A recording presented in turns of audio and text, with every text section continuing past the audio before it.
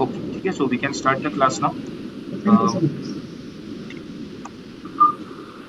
सो sorry, थोड़े एक 5-10 minute हुआ शुरू करने के लिए, बाकी स्टूडेंट्स का मैं वेट कर रहा था मोहित एक्चुअली।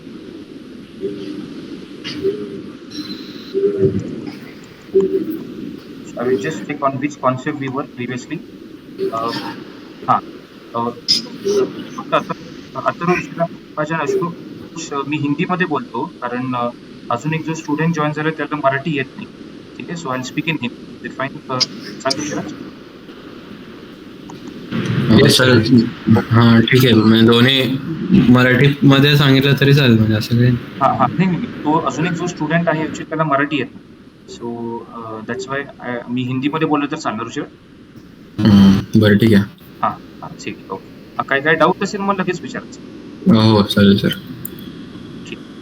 हां, so Mohit, we were on chapter 3 now of this batch, and chapter 3 के अंदर हम इफ एल्स पे थे. ठीक है, तो अभी हम और एक नया कॉन्सेप्ट शुरू करने वाले हैं इसी चैप्टर में, जिसे कंडीशनल ऑपरेटर कहते हैं.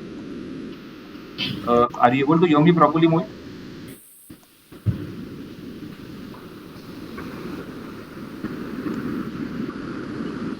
कंडीशनल. हाँ, hello Mohit, I'm not able to hear you. If you have any doubt, you can ask me. But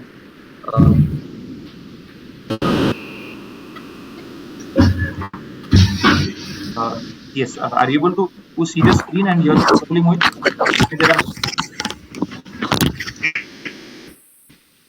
okay. Actually तुम्हारी आवाज मुझे ठीक से सुनाई नहीं देती मोहित. अगर तुम्हें कुछ डाउट है तो मुझे फिर सुनाई नहीं देगा, बट एक बार जस्ट तुम्हारा माइक्रोफोन चेक करो. ठीक. हेलो. हाँ हेलो. हाँ मोहित, हाँ अभी आ रही है. मेरी आवाज सुनाई दे रही है आपको? हाँ अभी आ रही है. बराबर. ओके. हाँ, ठीक है. हाँ, you are able to hear me properly ना मोहित? yes, your screen is now properly visible. Okay चलिए. हाँ, सो मैं क्या कह रहा था मोहित, हम इफ एल्स चैप्टर पे थे इस बैच में. ओके. चैप्टर नंबर 3 शुरू है, तो अभी अपना लास्ट पार्ट में पहले खत्म करूंगा, जिसका नाम है कंडीशन ऑपरेटर. ठीक है, सो जैसे मैं पढ़ रहा हूँ, तुम्हें कुछ भी डाउट हो तो मुझे पूछ सकते हो. ठीक है सर. जैसे मैंने कहा कि मैं हर लेक्चर को रिकॉर्ड करता हूँ, सो ये रिकॉर्डिंग बाद में मैं ड्राइव में भी अपलोड करता हूँ. ठीक है. और ये जैसे मतलब आप जैसे मतलब कोई भी चीज इसमें टाइप करेंगे तो ये हमको जैसे नोट्स बनाना है आपके लेक्चर के बाद? हाँ, नहीं, जैसे मैंने कहा मोहित कल आपको कि मैं जो भी नोट्स टाइप करूंगा क्लास वो रोज ड्राइव पे अपलोड करूंगा, गूगल ड्राइव पे. जैसे अभी मैंने जो पिछला बैच था वो खत्म होने के बाद उसके नोट्स मैंने तुरंत अपलोड किए ड्राइव. ओके. वैसे हमारे बैच के नोट्स में रोज अपलोड करता हूँ बैच खत्म होने के बाद ड्राइव. अच्छा, वो सो आप हाँ, मतलब आप मेरे साथ भी नोट्स बना सकते हो जैसे मैं टाइप कर रहा हूँ, या बाद में आप वो रिफर करके बना सकते हो खुद के नोट्स, वो भी चलेगा. अच्छा, मतलब गूगल ड्राइव से देख के और फिर उसको अपना हैंड रिटन हम कर सकते हैं? यस, मतलब गूगल ड्राइव के लिए तुम्हें सिर्फ क्या करना है कि तुम्हारा जो ईमेल आईडी है मुझे सेंड करना है. तो फिर अभी ये देखो, ये इस बैच का फोल्डर है, यहाँ पर मैंने ऑलरेडी अपलोड किया हुआ है इसका. ठीक है. इसमें पिछले भी नोट्स है और रिकॉर्डिंग्स है. तो मैं क्या करूंगा कि अगर तुम्हारा मेल आईडी मुझे सेंड किया तो मैं इस पे राइट क्लिक करके शेयर करूंगा, और फिर तुम्हारा मेल आईडी यहाँ पे ऐड करूंगा जो भी. ठीक है. एक बार मैंने ये डन क्लिक किया तो ऑटोमेटिक तुम्हारे मेल पे एक नोटिफिकेशन आएगा, और और एक चीज करूंगा कि तुम्हें ये ड्राइव का लिंक भी भेज देता हूँ ऑन व्हाट्सएप. सो अगर तुमने सिर्फ लिंक पर क्लिक किया तुम्हें ये एक्सेस मिलेगा, मतलब तुम फोन पे भी एक्सेस कर सकते हो. ठीक है. ओके. हाँ, okay. So any more doubts Mohit? No sir, no doubt. Okay, ठीक है. सो अभी हम शुरू करते हैं condition operator. So conditional operator का सिंटैक्स कैसा होता है? Question mark followed by colon. Conditional operator is a ternary operator. Ternary operator का मतलब क्या होता है कि उसे 3 ऑपरेंड होते हैं. तो 3 प्रकार के ऑपरेटर होते हैं. पहले बाइनरी ऑपरेटर होता है थ्रो, जिसमें 2 ऑपरेंड होते हैं. जैसे अगर मैंने a प्लस बी लिखा शुरू, it's a binary operator. Plus is a binary operator. Plus ये बाइनरी ऑपरेटर क्यों है? बिकॉज हमने ये दो वैल्यूज के बीच में यूज किया है, ए और बी के बीच में. Second type of operator is unary operator. Unary मतलब पोस्ट इंक्रीमेंट. अगर मैंने ए प्लस प्लस किया या प्लस प्लस ए किया, इसे यूनरी ऑपरेटर कहते हैं. या नॉट ऑपरेटर जो हमने पढ़ा था Rishiraj, not operator which we had studied in the if else topic, ये हम एक ही कंडीशन पे अप्लाई करते हैं, इसलिए ये यूनरी ऑपरेटर होता है. एंड और ऑपरेटर्स, ये जो एंड ऑपरेटर होता है और ऑपरेटर होता है, वो कौन से ऑपरेटर होते हैं? बाइनरी ऑपरेटर्स होते हैं ऋषिराज, बिकॉज हम वो दो कंडीशन के बीच में यूज करते हैं and operator. Not operator is a unary operator because वो हम एक ही कंडीशन पर यूज करते हैं, एक ही ऑपरेंड होता है उसका. प्लस प्लस माइनस माइनस जो हम आगे पढ़ेंगे ऑपरेटर्स नाम के टॉपिक में, वो भी यूनरी ऑपरेटर्स है बिकॉज वो भी आप एक ही वेरिएबल पे यूज करते हो. बट तीसरा जो प्रकार का ऑपरेटर होता है apart from binary and unary, उसे कहते हैं कंडीशनल ऑपरेटर, मतलब टर्नरी ऑपरेटर. उसमें टर्नरी ऑपरेटर के 3 ऑपरेंड्स होते हैं ऋषिराज. कंडीशन ऑपरेटर का सिंटैक्स कैसे होता है देखिए. Condition question mark Mohit, statement 1 and statement 2. अगर ये कंडीशन ट्रू हुआ तो स्टेटमेंट 1 रन होता है मोहित, और स्टेटमेंट 2 रन नहीं होगा.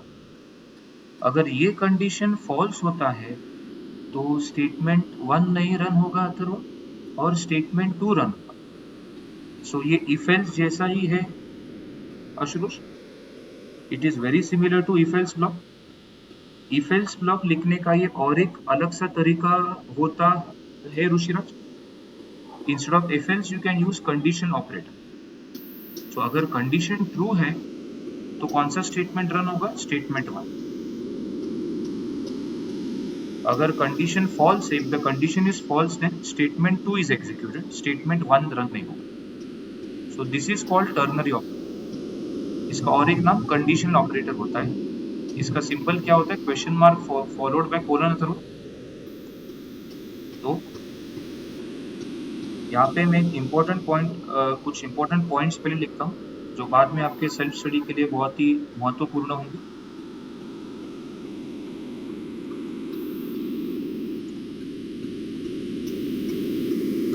Condition operator is a ternary operator. It means that it has 3 operands point. इसका सिंटैक्स कैसे होता है?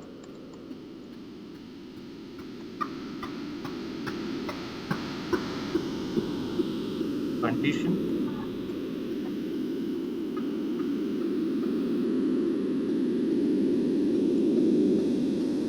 statement 1 and statement 2.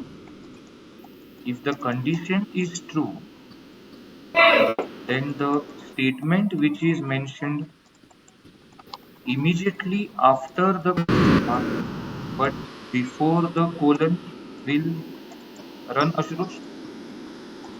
If the condition is false, then the statement which is mentioned after the, मतलब वो कौन सा स्टेटमेंट है? That is statement 2 is executed and statement 1 is not executed. अगर कंडीशन ट्रू होता है तो स्टेटमेंट 1 रन होगा, 2 रन नहीं होगा. अगर फॉल्स होता है तो स्टेटमेंट 2 रन होगा और 1 नहीं run. So then the statement which is immediately after the question mark, which is statement 1, is executed and statement 2 is not executed. ठीक है, तो ये एक बहुत ही इंपॉर्टेंट पॉइंट होता है. अगर कंडीशन ट्रू है ऋषिराज, स्टेटमेंट 1 रन होगा, मुझे हाँ स्टेटमेंट रन हुई. और अगर कंडीशन फॉल्स है तो स्टेटमेंट 2 रन होगा. This is very similar to if else block Mohit. इस पर हाँ, इस पर हम डायरेक्टली प्रोग्राम शुरू करते हैं. तो आप भी मेरे साथ ये प्रोग्राम लिख सकते हो आप सब आपके बुक में, तो आपका वहीं पर एक प्रैक्टिस हो जाएगा. Program to accept the number from user and check if it is even or odd using conditional operator. यही प्रोग्राम हमने if else में किया था रुचिराज, बट अभी मुझे ये कंडीशन ऑपरेटर का उपयोग करके करना है. तो let us start the program. hash include stdio.h int min and return 0 int a. सो पहले मुझे a नाम का एक वेरिएबल डिक्लेयर करना पड़ेगा जिसके अंदर मैं नंबर लूंगा मोहित, एक्सेप्ट करूंगा. और जैसे तुम्हें ऑलरेडी पता होगा कि हैश इंक्लूड स्टेटमेंट ये मेन के ऊपर होता है. प्रोग्राम के शुरुआत में आप लिखते हो. हर सी प्रोग्राम में मेन फंक्शन डिफाइन करना जरूरी है मोहित, और उसका रिटर्न टाइप हम इंट लेते हैं. मतलब इसके बॉडी में हम इंटीजर वैल्यू रिटर्न करेंगे. हम जनरल कन्वेंशन ऐसे फॉलो करते हैं कि मेन का रिटर्न टाइप इंट लेते हैं एंड लास्ट स्टेटमेंट मेन के बॉडी में रिटर्न 0 होता है मोहित. उसके बाद मैं यूजर को पूछूंगा enter the number Ruchiraj.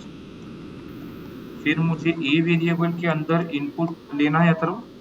So scanf %d and ए आएगा यहाँ पर. सो ये भी तुम्हें ऑलरेडी पता होगा मुझे.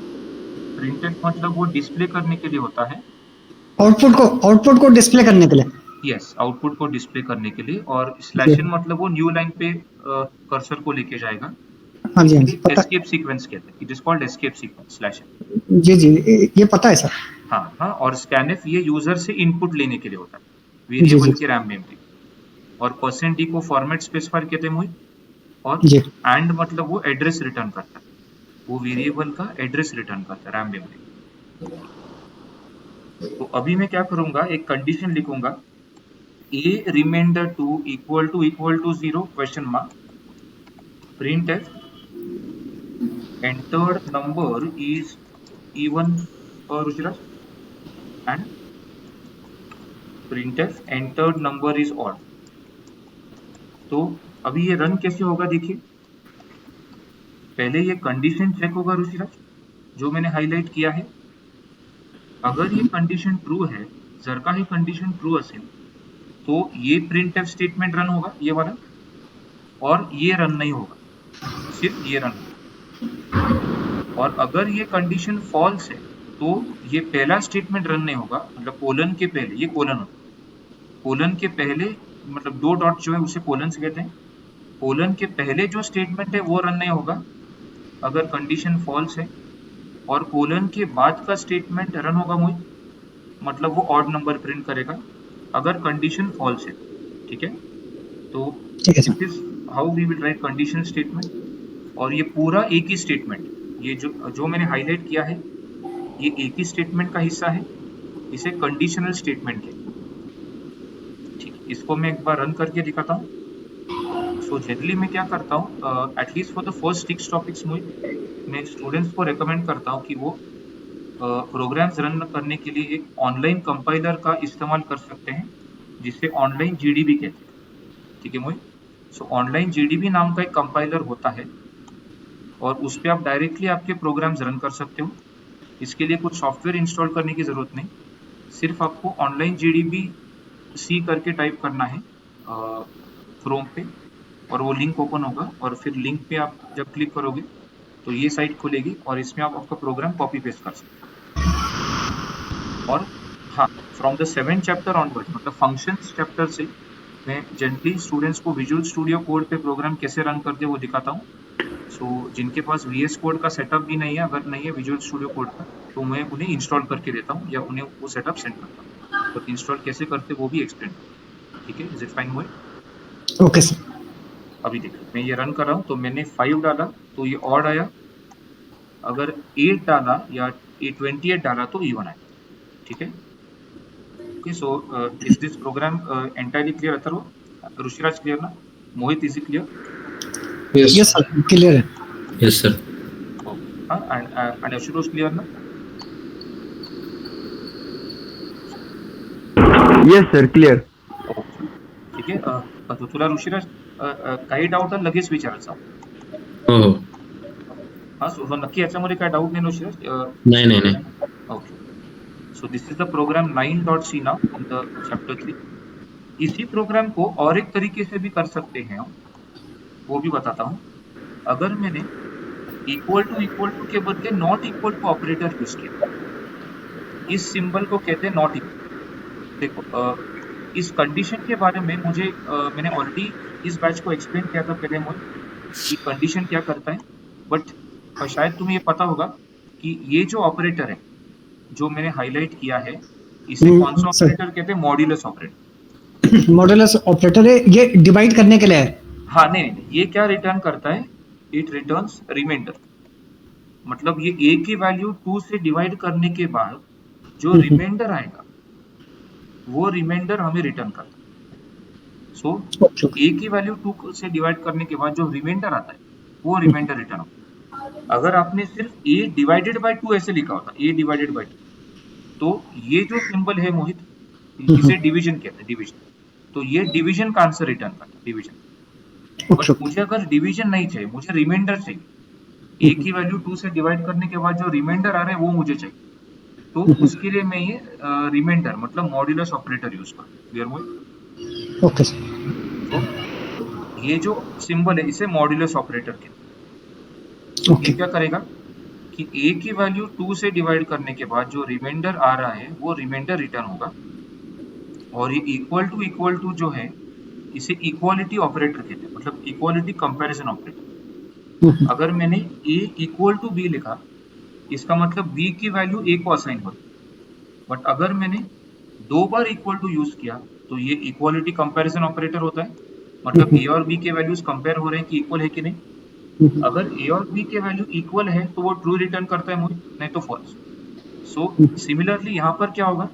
अगर a इवन नंबर है तो इसका रिमाइंडर 0 आएगा मतलब ये मुझे 0 देगा जो मैंने हाईलाइट किया है और फिर ये पूरा कंडीशन ट्रू होगा क्लियर ना ये पूरा कंडीशन ट्रू होगा तो ये कंडीशन क्या चेक कर रहा है कि a की वैल्यू 2 से डिवाइड करने के बाद आपको रिमाइंडर 0 आ रहा है कि नहीं अगर रिमाइंडर 0 आ रहा है तो वो ट्रू रिटर्न करेगा नहीं तो फॉल्स रिटर्न और इक्वल टू का एग्जैक्ट ऑपोजिट ऑपरेटर होता है not equal so a not equal to b अगर a और b के वैल्यूज इक्वल है तो वो फॉल्स रिटर्न करता है मोहित और अगर इक्वल नहीं है तो वो ट्रू रिटर्न करता है सो यहाँ पर मुझे ऑर्डर चेंज करना पड़ेगा ये ऑड आएगा और ये इवन है बिकॉज अगर आपने ऑड नंबर एंटर किया तो ऑड नंबर की वैल्यू 2 से डिवाइड करने के बाद remainder 0 it will not come 0 मतलब रिमाइंडर 0 नहीं आएगा तो फिर ये कंडीशन होगा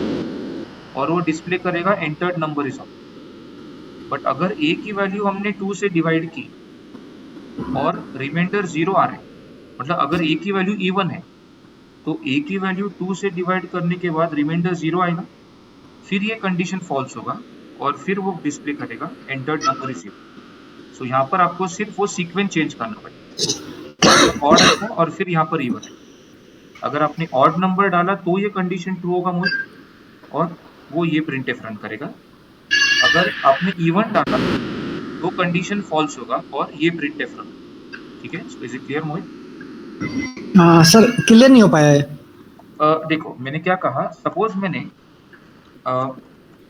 ऑड नंबर डाला मतलब a की वैल्यू सपोज 11 है तो ठीक है 11 को 2 से डिवाइड करने के बाद 11 रिमाइंडर 2 कितना होता है 1 होता है ना ठीक है 11 की वैल्यू 2 से डिवाइड करने के बाद रिमाइंडर 1 होता है तो ठीक है अगर मैंने नॉट इक्वल टू यूज किया तो फिर ये कंडीशन ट्रू अगर ऑड है तो ये कंडीशन ट्रू हो जाएगा और अगर कंडीशन ट्रू हुआ तो मैंने क्या कहा था कि क्वेश्चन मार्क के बाद जो है मतलब कोलन के पहले वो रन होता है तो यहाँ पर entered number is odd print होगा क्लियर मोहित ओके और अगर मैंने इवन डाला होता A12 तो अभी 12 रिमाइंडर 2 कितना है 0 है तो ठीक है 0 नॉट इक्वल टू 0 ये कंडीशन फॉल्स है बराबर इसलिए अभी वो इवन नंबर प्रिंट 12 को इवन नंबर ओके सो जब आप नॉट इक्वल टू यूज करते हो तो पहले आपको ऑड प्रिंट करना पड़ेगा फिर कोलन के बाद इवन आए बिकॉज अगर आपने ऑड डाला तो ये कंडीशन ट्रू होता है और अगर आपने इवन डाला तो ये condition false okay is it clear Mohit now no it is clear okay हाँ सो नॉट इक्वल टू ये इक्वल टू का एग्जैक्ट ऑपोजिट है अगर ए Okay. और बी के वैल्यू इक्वल है तो A equal to B true return करता है, but A not equal to B ये false return. But and similarly यहाँ पर मैंने because not operator not equal to use किया है, तो अगर ऑड नंबर डाला तो ये कंडीशन ट्रू हो जाएगा, और अगर इवन डाला तो फॉल्स हो जाएगा। बट यहाँ पर क्या हो रहा है, बिकॉज मैंने इक्वल टू यूज किया मोहित, तो इवन डाला तो ये कंडीशन ट्रू होगा, और ऑड डाला तो फॉल्स होगा। क्लियर मोहित? क्लियर। अभी हम इसको रन करके देखते हैं, ठीक है। So is this program I am clear शुरूश? ऋषिराज क्लियर ना? Atharva? Yes sir. Yes sir. Mohit, you are not having any doubts definitely ना in this? बस yes yes it is clear. Okay चलिए। हाँ तो हाँ जस्ट मुझे आप 2 मिनट दीजिए, मैं जस्ट थोड़ा पानी पी के आता हूँ। ओके तब तक आप ये प्रोग्राम पढ़ सकते हो।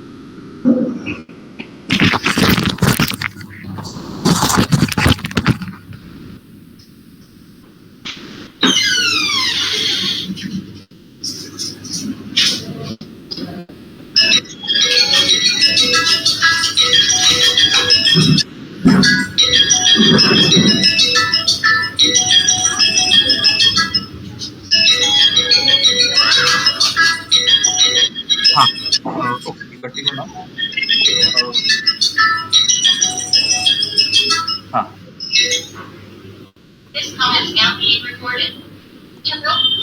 ओके तो हाँ सो अभी अगले प्रोग्राम पे जाते हैं। Okay okay. currently I am busy. I will call you after half an hour. Okay? मोहित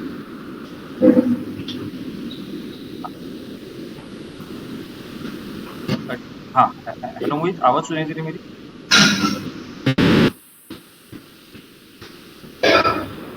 येतोय सर आवाज. हाँ ओके ओके सर ठीक है.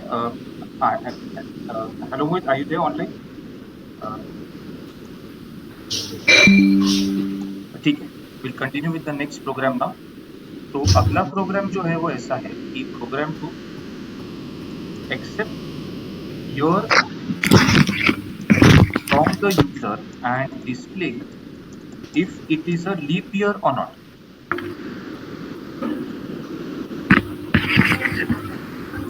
अभी लीप ईयर का कंडीशन क्या है, बिकॉज वो भी इम्पोर्टेंट है कि लीप ईयर क्या होता है.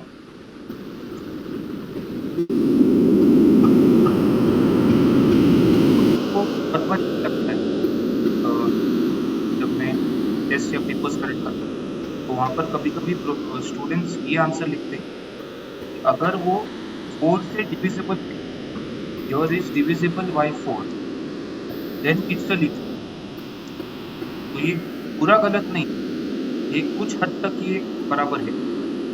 बट कैसा है कि लीप ईयर का एक्चुअल मीनिंग क्या हुआ वो ऐसा होता है. Year is divisible by 4 and not by 100, then it is a leap year. ये पहला कंडीशन. अगर वो 4 से डिविजिबल है और 100 से नहीं, मतलब दोनों कंडीशन ट्रू होने चाहिए, फिर वो लीप ईयर है. अगर ये कंडीशन फॉल्स है, अगर पहला वाला कंडीशन फॉल्स है तो और एक कंडीशन होता है, अगर year divisible by 400 then also it is a leap. अगर वो 400 से भी डिविजिबल है तो भी वो लीप ईयर है. एंड अगर both the above conditions are false, then it is not a leap. फिर वो लीप ईयर नहीं. फिर से रिपीट करता हूँ, अगर ईयर 4 से डिविजिबल है मोहित एंड 100 से नहीं, it's a leap year. Okay. अगर पहला कंडीशन फॉल्स हुआ तो सेकेंड कंडीशन चेक होगा ऋषिराज, और अगर वो 400 से डिविजिबल है तो भी वो लीप ईयर है. बट अगर दोनों कंडीशंस ऊपर के फॉल्स है तो वो लीप ईयर नहीं. ये प्रोग्राम हमें कंडीशन ऑपरेटर यूज करके करना है. So let us start the program. Hash include stdio.h int min return 0, ये उसका स्केलेटन होता है हर सी प्रोग्राम का. मैं योर नाम का एक लोकल वेरिएबल डिक्लेयर करता हूँ, तो फिर मुझे यूजर को लिखना पड़ेगा enter the year, %% the and आएगा. अभी देखिए यहाँ पर मैं ये प्रोग्राम कैसे लिखूंगा. पहला कंडीशन क्या है, अगर वो डिविजिबल है और 100 से नहीं, ये कंडीशन हम कैसे चेक.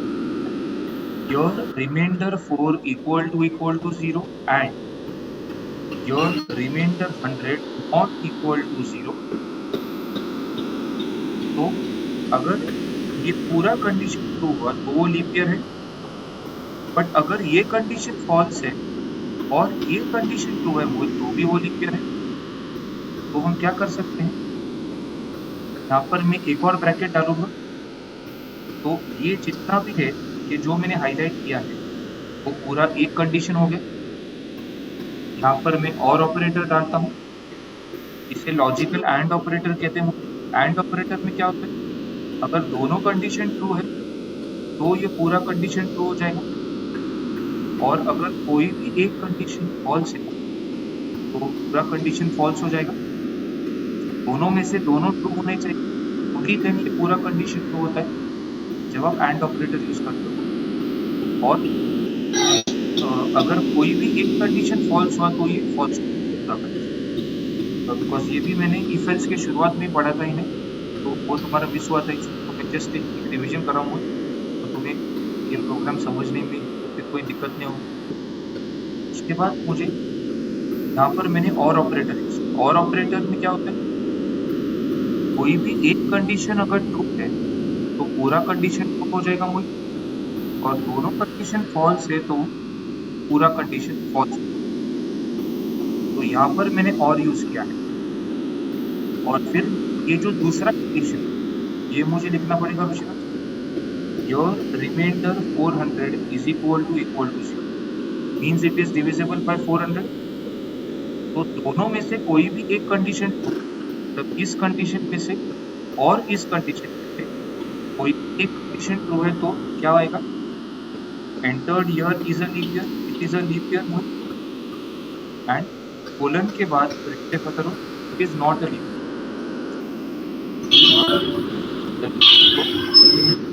देखो अगर दोनों कंडीशन फॉल्स हुई, मतलब ये कंडीशन भी फॉल्स हुआ जो मैंने हाईलाइट किया और ये कंडीशन भी फॉल्स हुआ था, तो वो पूरा कंडीशन फॉल्स होता, फिर वो क्या डिस्प्ले करेगा, not a leap.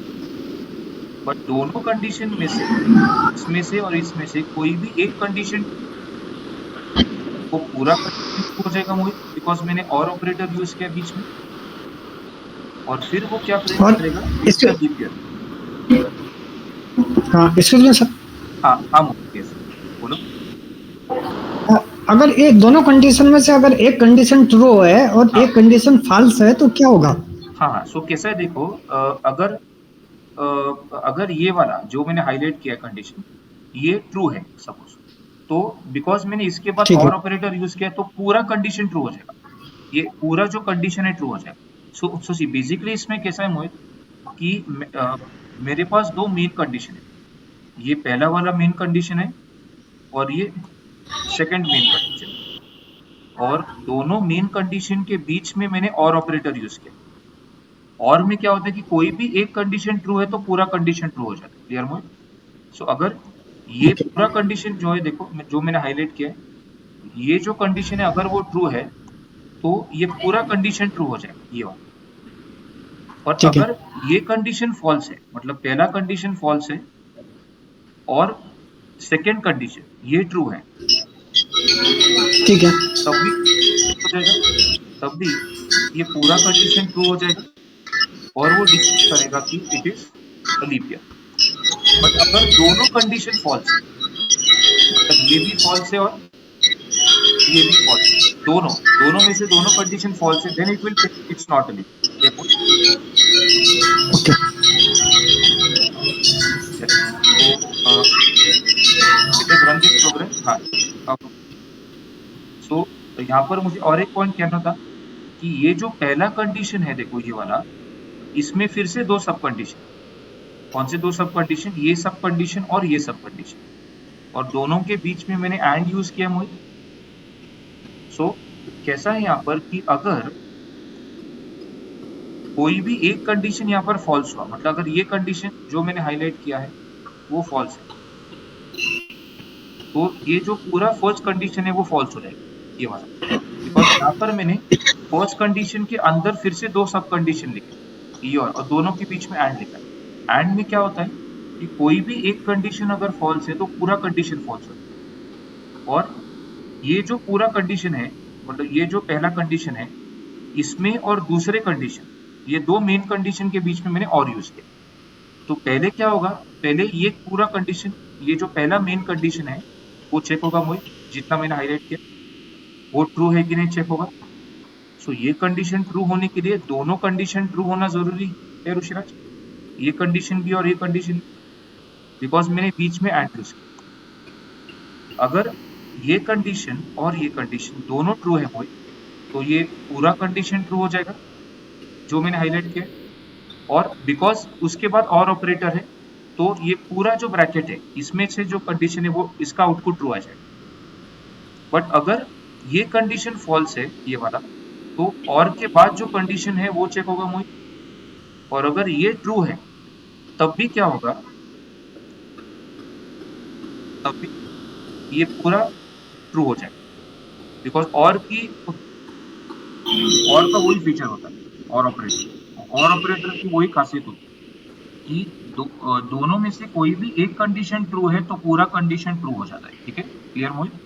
So okay okay इसलिए ये लीप ईयर के कंडीशन में हमें दो मेन कंडीशन लगेंगे, दोनों के बीच में और ऑपरेटर लगेगा, और जो पहला मेन कंडीशन है उसमें फिर से दो सब कंडीशन लगेंगे जो चेक कर रहा है कि is it divisible by 4 and is it not divisible by 100। तो इसमें नहीं, इसमें सर मेरा एक क्वेश्चन है इसमें। हाँ, यस।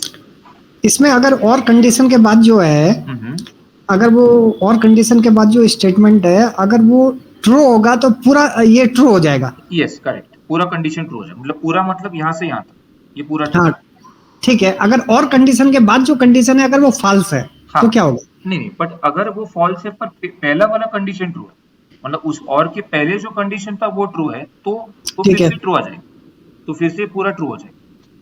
बट अगर दोनों फॉल्स है, मतलब और के पहले और के बाद दोनों फॉल्स है, तो तब तो ही वो फॉल्स हो जाएगा, क्लियर मोहित? बिकॉज और में क्या होता है, दोनों कंडीशन अगर फॉल्स है तो आंसर फॉल्स है, कोई भी एक ट्रू है तो उसका रिजल्ट ट्रू आता है, क्लियर? ओके ओके हाँ, एंड में उसका रिवर्स होता है, मतलब कोई भी एक कंडीशन फॉल्स निकला तो ये पूरा फॉल्स हो जाता है, और दोनों कंडीशन अगर मतलब एंड में अगर दोनों कंडीशन ट्रू है तो ही वो ट्रू हो जाता है, ठीक है? Okay okay sir. ठीक है, तो अभी इसको रन करके देखते हैं इस प्रोग्राम को।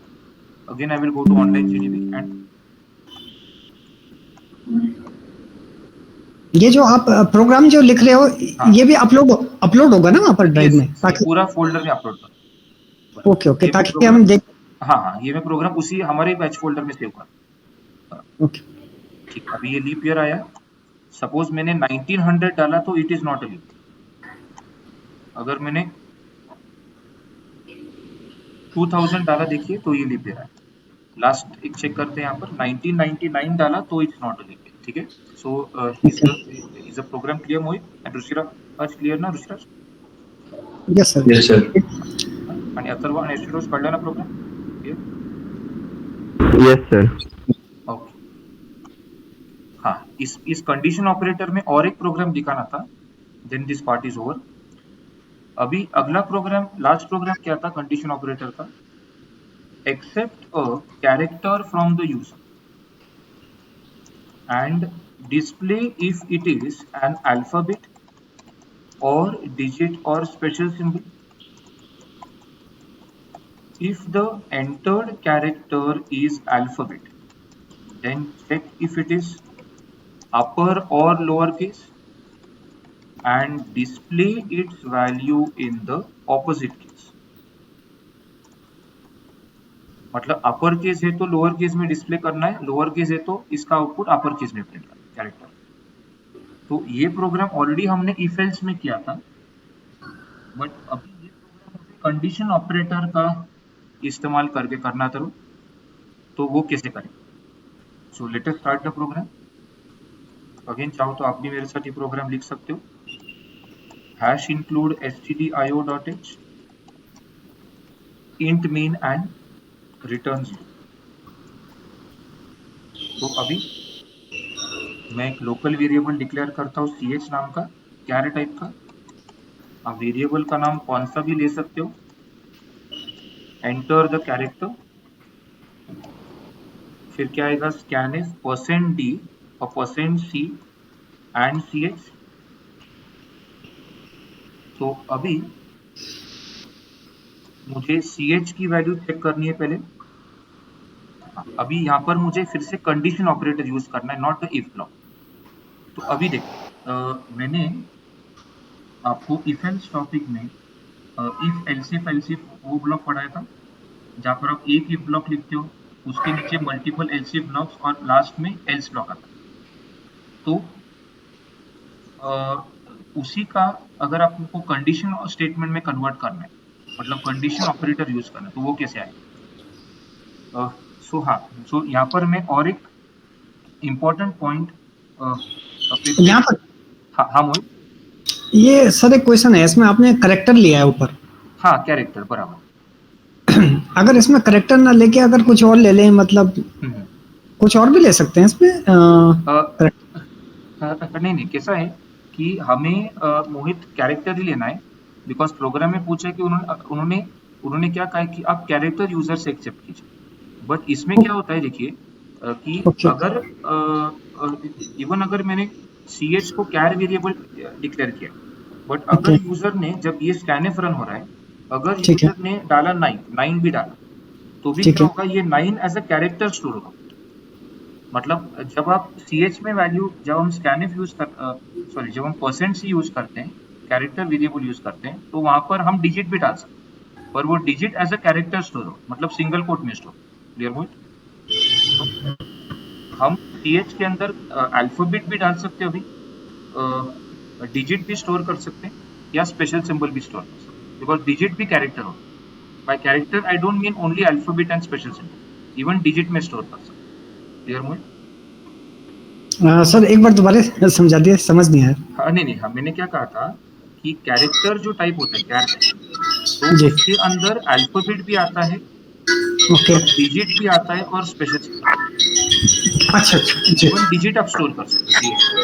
पर जी अगर जी यूजर ने डिजिट डाला, जी digit as single quote store,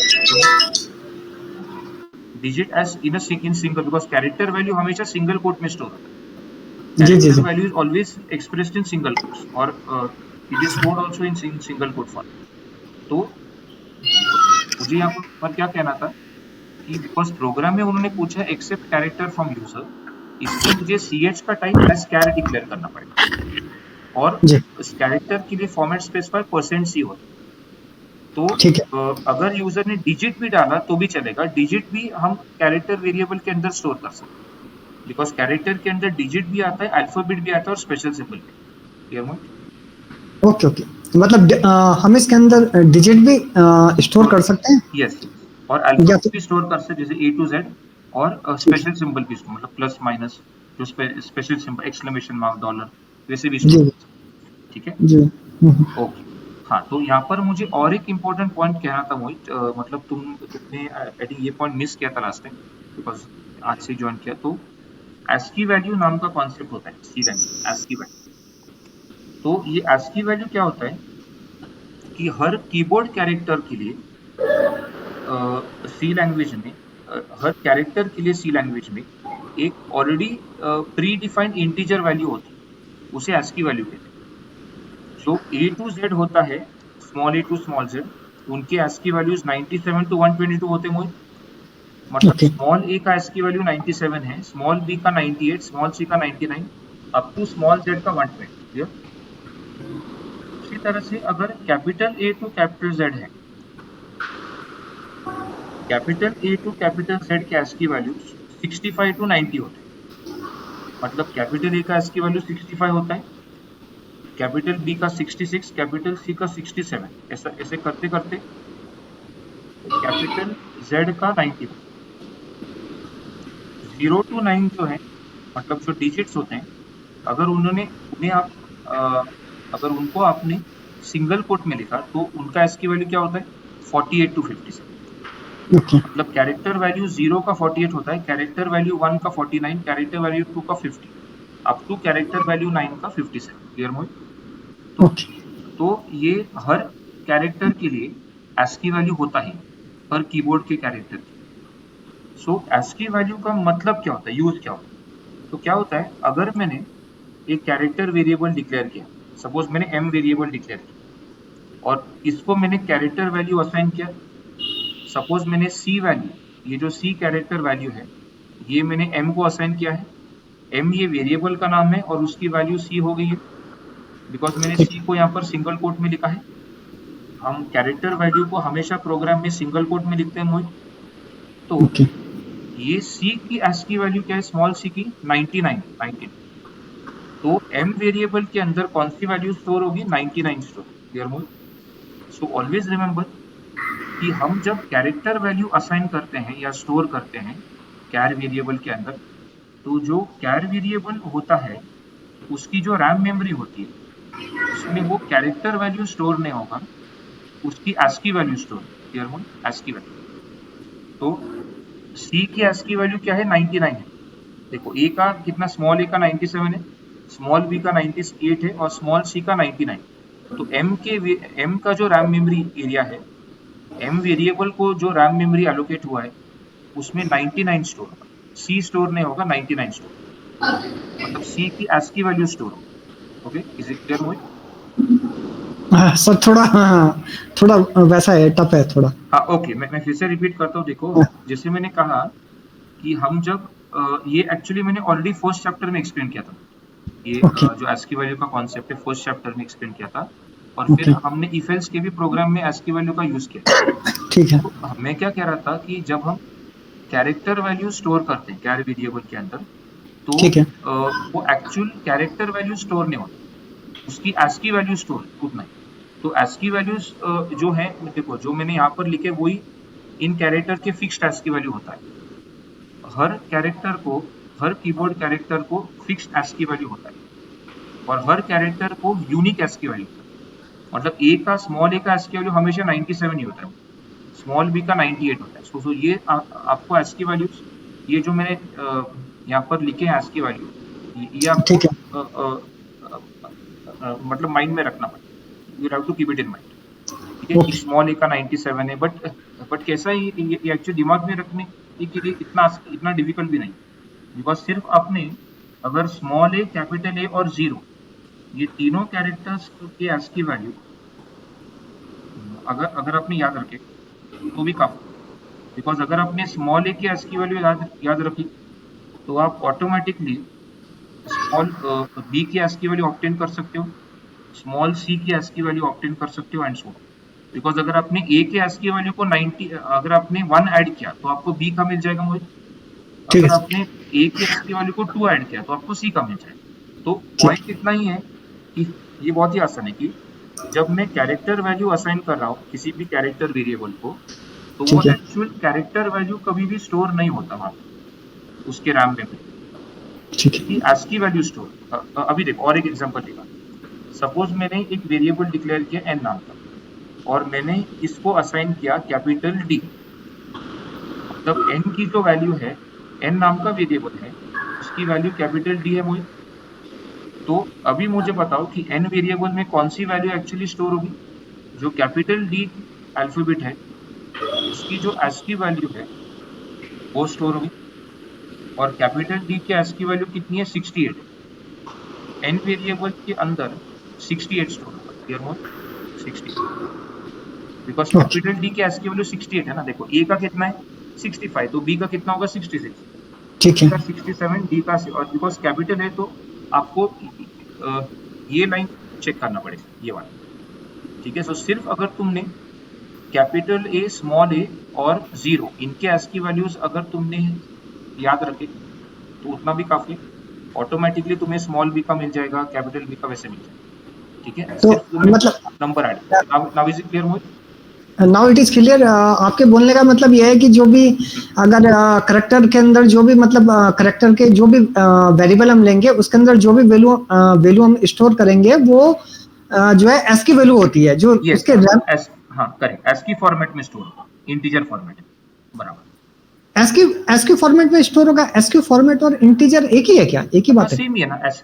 ये देखो, ये ASCII वैल्यूज होते हैं ना जो मैंने लिखे अभी ठीक है। 97 to 1 ये ASCII वैल्यू, और 97 to 120 वो इंटीजर होता है ना। तो ठीक है, ठीक। कैसा होता है कि कीबोर्ड कैरेक्टर्स के लिए, हर कीबोर्ड कैरेक्टर के लिए ऑलरेडी एक वैल्यू प्री डिफाइंड होती है, ऑलरेडी एक इंटीजर वैल्यू प्री डिफाइंड होती है जिसे ASCII Okay. वैल्यू कहते हैं। सो एवरी ठीक है। Character has a ASCII value for it, clear mode? ऐसा। ओके, और ओके। ये ASCII वैल्यू ये हमेशा इंटीजर फॉर्मेट है।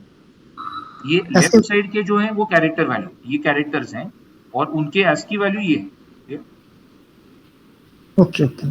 ठीक है, मतलब हमेशा ये पॉइंट ध्यान में रखो। फिर से एक बार लास्ट टाइम रिपीट करता हूँ कि जब हम कैरेक्टर स्टोर करते हैं वेरिएबल के अंदर, कैर वेरिएबल के अंदर, तो कैरेक्टर की जो ASCII वैल्यू है वो एक्चुअली स्टोर होगा, वो एक्चुअल कैरेक्टर वैल्यू स्टोर नहीं होगा। मतलब m को जो रैम मेमोरी एलोकेट होगी उसमें ठीक C है। स्टोर नहीं होगा, उसमें 99 स्टोर होगा, बिकॉज C की ASCII वैल्यू 99, क्लियर हो? Okay, okay. मतलब ASCII वैल्यू स्टोर होती है, वेरिएबल स्टोर नहीं होता, आप ये कह रहे हैं? नहीं, वेरिएबल के अंदर ASCII वैल्यू स्टोर। अच्छा, वेरिएबल तो एक रैम मेमोरी ब्लॉक होता है ना, वेरिएबल ओके, को रैम मेमोरी मिलता है, बट मैं क्या कह रहा हूँ, कैरेक्टर स्टोर नहीं होता। मतलब ये कैरेक्टर वैल्यू स्टोर नहीं होगा, इसकी जो ASCII वैल्यू है वो store, clear mode? Okay, clear clear. हाँ, सो एनीवे इसका सब एक्सप्लेनेशन और नोट्स और रिकॉर्डिंग उस बैच फोल्डर में है, ठीक है। तो अगर तुमने तुम्हारा मेल आईडी मुझे सेंड किया, मैं तुम्हें इसी बैच के फोल्डर में ड्राइव पे ऐड करता हूँ, ठीक है। और फिर तुम जो पिछले जो मैंने ये पॉइंट कवर किया एसकी वैल्यू का, वो नोट्स भी है उसके और रिकॉर्डिंग भी, तो वो तुम एक बार गो थ्रू कर सकते हो। तो उसमें मैंने प्रॉपर्ली एक्सप्लेन किया, ठीक है। लेकिन जो आप यहाँ पर अभी ये लिख रहे हैं ना, ये जो आप प्रिंट कर रहे हैं स्क्रीन में, तो ये सब तो आप लोड करोगे ना, इसे हम फिर नोट्स बनाएंगे। वही मैंने कहा, हर लेक्चर के बाद में नोट्स और रिकॉर्डिंग अपलोड करता। ओके ओके, ठीक है सर। हाँ, और जो इवन पिछले लेक्चर्स थे वो तुरंत वो लेक्चर होने के बाद मैंने अपलोड किए, ओके ओके, ठीक है। तो हाँ, अभी ये देखिए, यहाँ पर कंडीशन क्या आएगा, पहले मुझे चेक करना है अपर केस है कि नहीं। अपर केस है कि नहीं, इसके लिए 60 greater than equal to 65 and less than equal to 90। मतलब अगर CH की वैल्यू 65 और 90 के रेंज में है, CH की ASCII वैल्यू, CH नाम का वेरिएबल, उसकी ASCII वैल्यू 65 और 90 के बीच में है, तो मैं क्या प्रिंट करूंगा, entered character is upper case, ऐसे प्रिंट करूंगा, and it lower case is %C आएगा, कॉमा CH प्लस 30, ठीक है। हाँ, तो ये देखिए, ये इंपॉर्टेंट पॉइंट है यहाँ पर। अगर मुझे अपर केस जो कैरेक्टर है उसे लोअर केस में प्रिंट करना, मेरे पास एक अपर केस कैरेक्टर है, हाँ, उसे लोअर केस में प्रिंट करना है, तो मुझे क्या करना पड़ता है, 32 ऐड करना पड़ता है ASCII वैल्यू, ठीक है। I will need to add 32 to the ASCII value. So फिर से रिपीट कर रहा हूँ, अगर ये कंडीशन ट्रू है जो मैंने हाईलाइट किया है, मतलब CH की वैल्यू 65 और 90 के बीच में, क्लियर मोहित? ओके, तभी मुझे क्या करना, तभी क्या होगा, अगर ये कंडीशन ट्रू हुआ तो मैंने क्या कहा था, क्वेश्चन मार्क के बाद जो स्टेटमेंट है वो रन होगा, मतलब ये रन होगा, और वो क्या प्रिंट करेगा, entered character is upper case, मतलब जो आपने कैरेक्टर डाला वो अपर केस में, और उसका लोअर केस है, देखो मैंने क्या किया, %C ये कैरेक्टर के लिए फॉर्मेट स्पेसिफायर होता है, और ये CH प्लस 32 जो है, ये क्या करेगा कि 32 ये CH वेरिएबल के अंदर मैंने जो कैरेक्टर एक्सेप्ट किया था यहाँ पर मोहित, उसके ASCII वैल्यू को 32 ऐड होगा जीरो, और ऐड होने के बाद जो ASCII वैल्यू नई ASCII वैल्यू मिलेगी वो कैरेक्टर फॉर्मेट में प्रिंट होगा। सो अगर always keep this point in mind कि अगर आपको अपर टू लोअर कन्वर्ट करना है, अपर टू लोअर, तो आपको क्या करना पड़ता है, 32 ऐड करना पड़ता है ऋषिराज। अगर आपने अपर केस के ASCII वैल्यू को 32 ऐड किया तो वो लोअर केस बन जाता है, क्लियर मोहित? बाय 32, देखो एक कैपिटल ए का कितना है, 65 है, और स्मॉल ए का 97 है, सो 65 प्लस 32 गिव्स 97। तो अपर केस के ASCII वैल्यू को अगर तुमने 32 ऐड किया तो तुम्हें लोअर केस मिलेगा, ठीक है। So always keep this in mind, upper two lower करने के लिए मुझे क्या करना पड़ता है, 32 ऐड करना पड़ता है ASCII value, okay. Is it clear Mohit now? Now it is clear. Okay, and Ashutosh Rushraj, Atharo clear ना? Yes, sir. Yes sir. Okay, अभी देखो, अगर ये कंडीशन फॉल्स है, ये वाला, ये कंडीशन फॉल्स, तो क्या हो जाएगा, तो कंट्रोल यहाँ पे आ जाएगा, इस कंडीशन पे आएगा, अभी जो मैं लिख रहा हूँ। तो अगर वो 97 और 122 के बीच में है तो क्या होगा, तो मुझे फिर से क्वेश्चन मार्क डाल के डिस्प्ले करना पड़ेगा, it is in which case now, lower case, lower case,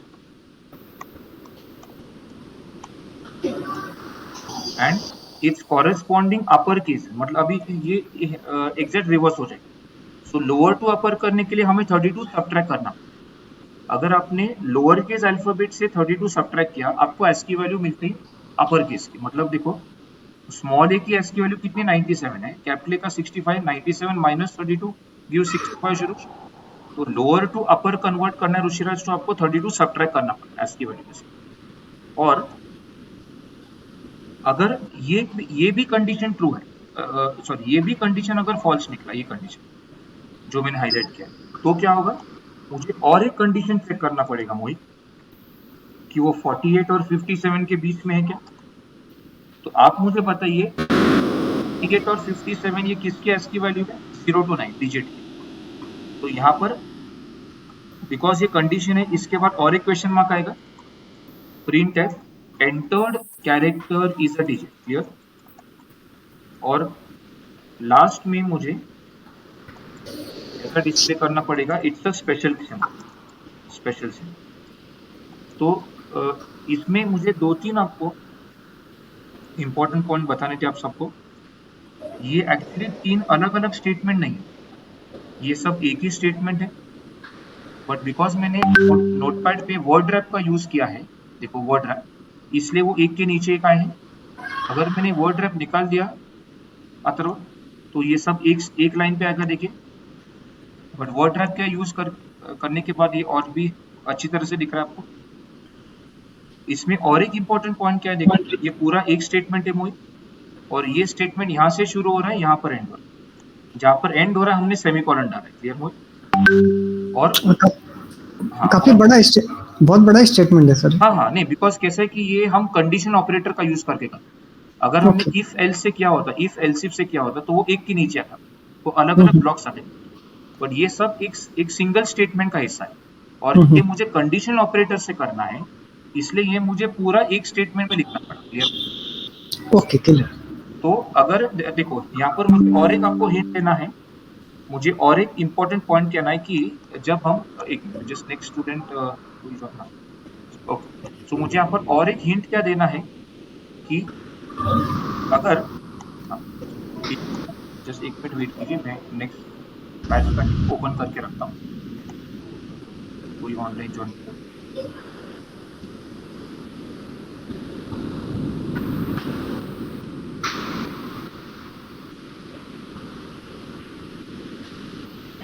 just अगले बैच का लिंक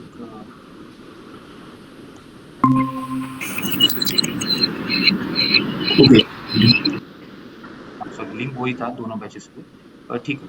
हाँ, तो मैं क्या कह रहा था, देखिए कि यहाँ पर जब हम मल्टीपल कंडीशंस मेंशन करते हैं कंडीशनल स्टेटमेंट में, तो हर कंडीशन के बाद ऋषिराज क्वेश्चन मार्क आएगा। देखो ये कंडीशन हुआ, तो इसके बाद तुरंत ये खत्म होने के बाद मैंने क्वेश्चन मार्क लिखा था। हर कंडीशन के बाद ऋषिराज क्वेश्चन मार्क आता है, इसके बाद क्वेश्चन मार्क आएगा, इसके बाद क्वेश्चन मार्क आएगा। बिकॉज बहुत बार स्टूडेंट्स को तो लगता है इसका इतना बड़ा, जिसे तुमने पूछा वो स्टेटमेंट तो काफी बड़ा है, तो फिर हम एग्जाम के टाइम पे अगर आपको खुद करना है तो आप कैसे करोगे? उसके लिए मैं आपको एक अच्छा हिंट दे रहा हूँ कि हर कंडीशन के बाद हम क्वेश्चन मार्क मेंशन करेंगे मोहित। यहाँ पर एक कंडीशन है, ये क्वेश्चन मार्क आएगा, यहाँ पर एक कंडीशन है ऋषिराज, यहाँ पर क्वेश्चन मार्क आएगा। और हर प्रिंटफ के बाद, प्रिंटफ का जो स्टेटमेंट कंडीशन नहीं, उसके बाद कोलन आता है ऋषिराज। देखो ये प्रिंटफ है, इसके बाद मैंने क्या लिखा है, अथवा कोलन लिखा है, कोलन मतलब दो डॉट्स। फिर से ये भी एक प्रिंटफ है ऊपर वाला, इसके बाद क्या आया है, फिर से कोलन आया है, और लास्ट जो प्रिंट है उसके बाद सेमीकोलन है। सेमीकोलन मतलब ये पूरा स्टेटमेंट यहाँ पर एंड हुआ है मोहित, तो ये पूरा स्टेटमेंट यहाँ से शुरू हुआ है, यहाँ पर एंड हुआ है। बिकॉज मैंने वर्ड रैप यूज किया, वो एक के नीचे एक आए हैं। अगर मैंने वर्ड रैप निकाल दिया तो वो पूरा सिंगल लाइन में आ जाता है। और मैंने क्या और एक हिंट दिया था आपको कि हर कंडीशन के बाद क्वेश्चन मार्क आएगा, और हर प्रिंटफ के बाद कोलन आएगा, कोलन मतलब दो डॉट्स, और लास्ट जो प्रिंटफ है उसके बाद सेमीकोलन आता है मोहित। और जैसे मैंने और एक पॉइंट आपको बताया था ASCII वैल्यू का, हर कैरेक्टर को ASCII वैल्यू होता है। जो लोअर केस कैरेक्टर है उनके ASCII वैल्यू 97 to 122 है, अपर केस के 65 to 90 है, और डिजिट के 48 to 57। तो अभी देखिए ये रन कैसे होगा, ये भी इंपॉर्टेंट पॉइंट है मोहित। पहले ये कंडीशन चेक हो जाए, ये वाला कंडीशन चेक होगा आशुतोष। अगर ये कंडीशन ट्रू है तो ये प्रिंटफ रन होगा, जो मैंने हाईलाइट किया है। पहले कोलन, फर्स्ट कोलन के पहले जो प्रिंटफ है वो रन होगा ऋषिराज, और उसके बाद इमीडिएटली ये एग्जीक्यूशन एंड होगा, फिर बाकी के कंडीशन चेक नहीं होगा। मतलब अगर ये कंडीशन ट्रू है मोहित, तो बाकी के जो कंडीशन है, ये वाला कंडीशन 97 to 122 का और 48 to 57 का, दोनों कंडीशन स्किप होंगे, और वो डायरेक्टली क्या प्रिंट करेगा, it is in upper case and lower case is ये, ठीक है। अगर ये कंडीशन आपका फॉल्स है, 65 to 90 का कंडीशन फॉल्स है, तो कंट्रोल कहाँ पे आएगा, 90 इस कंडीशन पे आएगा, इस कंडीशन। एक मयूर हवा से आतमध्ये बस, काय प्रॉब्लेम? हा बस आतमध्ये, काही प्रॉब्लेम नाही। ठीक है, हाँ, तो मैं क्या कह रहा था, अगर ये कंडीशन ट्रू है तो ये प्रिंटफ रन हो रहा है जो मैंने हाईलाइट किया है, और उसके बाद बाकी के कोई भी कंडीशन चेक नहीं होंगे मोहित, और इमीडिएटली वो स्टेटमेंट एंड होगा। बट अगर ये कंडीशन फॉल्स है 65 टू 90 का, मतलब वो अपर केस में नहीं है, फिर वो कंट्रोल यहाँ पे आएगा और ये कंडीशन चेक होगा, ये वाला जो मैंने हाईलाइट किया, ये चेक करा कि लोअर केस है कि नहीं। अगर ये कंडीशन ट्रू है तो वो क्या प्रिंट करेगा, it's in lower case Rishiraj, और ये प्रिंटफ रन होगा, और उसके बाद ये पूरे स्टेटमेंट का एग्जीक्यूशन एंड होगा, मतलब ये तीसरा कंडीशन फिर चेक नहीं होगा। बट अगर दोनों कंडीशन फॉल्स है, मतलब ये भी फॉल्स है और ये भी फॉल्स है अथर्वा, तो कंट्रोल कहाँ पे आ रहा है, इस कंडीशन पे आ रहा है 48 टू 57, ये वाला, ठीक है। और अगर ये भी कंडीशन फॉल्स है तो वो प्रिंट कर रहा है स्पेशल सिंबल, बट अगर 48 टू 57 का कंडीशन ट्रू है तो वो क्या प्रिंट करेगा, it's a digit print. ASCII value के हिसाब से, ASCII वैल्यू के बेसिस पर हम ये डिसाइड कर रहे हैं कि वो अपर केस है या लोअर केस है या डिजिट है या स्पेशल सिंबल। मोहित क्लियर ना? Clear sir. हाँ हाँ, so as I said Mohit, just read जो फर्स्ट चैप्टर है उसमें ASCII वैल्यू का कॉन्सेप्ट मैंने प्रॉपर्ली नोट्स में भी लिखा, और उसका रिकॉर्डिंग भी है वहाँ पर ड्राइव पे, उस फोल्डर जी। में, वो भी रेफर कर लो। तो आई एम क्वाइट श्योर कि अभी तुम्हें ASCII वैल्यू का कॉन्सेप्ट अच्छी तरह से समझ में आया। और जैसे इस प्रोग्राम का फिर से एक बार एक्सप्लेन चाहिए तो मैं अभी ये रिकॉर्डिंग जो रिकॉर्ड हो रहा है वो मैं इमीडिएटली अभी अपलोड करूंगा ड्राइव पे, तो तुम इमीडिएटली डाउनलोड करके आप सब ये फिर से रेफर कर सकते हो, ठीक है। तो जैसे मैंने कहा कि मैंने आपको सिंप्लीफाइड वर्जन में एक्सप्लेन किया है, सिंप्लीफाइड फॉर्मेट में, कि आप अगर मल्टीपल कंडीशन चेक करना है कंडीशन स्टेटमेंट में तो आप कैसे लिखोगे। एक 2 मिनट में लास्ट टाइम समराइज कर रहा हूँ, मैंने क्या कहा कि एवरी कंडीशन के बाद, हर कंडीशन के बाद क्वेश्चन मार्क आएगा, और हर प्रिंटफ के बाद कोलन आता है, कोलन, ठीक है। ये मैं अच्छा हिंट दे रहा हूँ आपको, एक शॉर्ट फॉर्म, एक शॉर्टकट जैसा, बिकॉज ऑफ विच आप आसानी से खुद भी इस टाइप के प्रोग्राम लिख सकते हो। तो जैसे मैंने कहा कि हर कंडीशन के बाद क्वेश्चन मार्क आता है, और हर प्रिंटफ के बाद या नॉन कंडीशन के बाद, जो कंडीशन नहीं है उसके बाद कोलन आता है, मतलब ये 2 डॉट्स आते हैं, और जो लास्ट प्रिंटफ होगा उसके बाद सेमीकोलन आएगा। और इसका एग्जीक्यूशन कैसे होगा ऋषिराज, लेफ्ट टू राइट होगा। पहले ये कंडीशन चेक होगा, अगर ये ट्रू है तो ये प्रिंटफ रन होगा जो मैंने हाईलाइट किया है, और उसके बाद बाकी के कोई भी कंडीशन चेक नहीं होंगे, उसके बाद ये पूरा स्टेटमेंट एंड होगा। बट अगर ये कंडीशन फॉल्स है, 65 टू 90 का जो कंडीशन है मोहित, अगर वो फॉल्स है तो कंडीशन यहाँ पर आएगा और ये कंडीशन चेक होगा 97 टू 122 का। अगर ये ट्रू है तो वो लोअर केस प्रिंट करेगा, मतलब ये प्रिंटफ रन होगा, और उसके बाद का कंडीशन चेक नहीं होगा, मतलब 48 टू 57 का कंडीशन चेक नहीं होगा। बट अगर दोनों कंडीशन फॉल्स निकले, 65 टू 90 या 97 टू 122, तो ये तीसरा वाला कंडीशन चेक होगा, ये बात जो मैंने हाईलाइट की। अगर ये कंडीशन ट्रू है तो वो क्या कर रहा है, वो प्रिंट कर रहा है entered character is a digit. और अगर ये भी कंडीशन फॉल्स है, मतलब 48 टू 57 का, तो वो अल्फाबेट भी नहीं है, मतलब अपर केस अल्फाबेट भी नहीं है, लोअर केस अल्फाबेट भी नहीं है ऋषिराज, और वो डिजिट भी नहीं है। इसका मतलब वो क्या हुआ, स्पेशल सिंबल। बिकॉज अगर कैरेक्टर अल्फाबेट भी नहीं है, डिजिट भी नहीं है, और स्पेशल और ये हाँ अल्फाबेट भी नहीं है और डिजिट भी नहीं है, वो डेफिनेटली क्या होगा, स्पेशल सिंबल। स्पेशल सिंबल मतलब प्लस माइनस, अल्फाबेट और डिजिट छोड़ के जो बाकी अल्फाबेट्स हैं वो भी special symbol, plus minus brackets वो सब special, dollar symbol and so, ठीक है। क्लियर मोहित? Clear sir. मैं एक कमेंट कैसे निकाल देता हूँ और मैं इसको रन करता हूँ, ठीक है। एंड ऋषिराज क्लियर ना?